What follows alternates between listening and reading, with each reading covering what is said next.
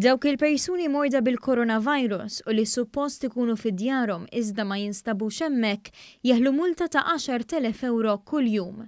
Dan wara avviż legali li daħal b'effett mill-jum tat-Tlieta kif komplew l-ispezzjonijiet madwar il-pajjiż.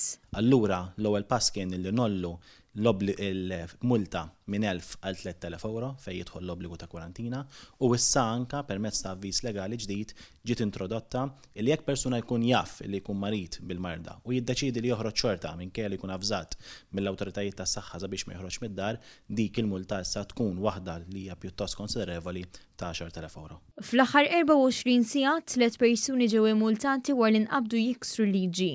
Fl-aħħar sigħat saru total ta' 282 spezzjoni f'Malta u 15 spezzjoni f'Għawdex.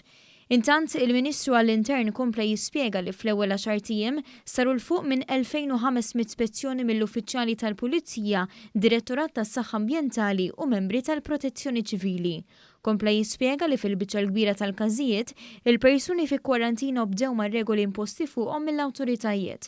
Madankollu kien hemm ftit individwi li websu rashom u kisru dawn ir-regoli. Kien għalhekk li l-Gvern ħarrax il-pieni għal min ma jobdix il-kwarantina u għal dawk l-istabbilimenti kollha li baqgħu jiftu u marru kontra l-avviż legali pubblikat fit-tmiem il-ġimgħa li għaddiet.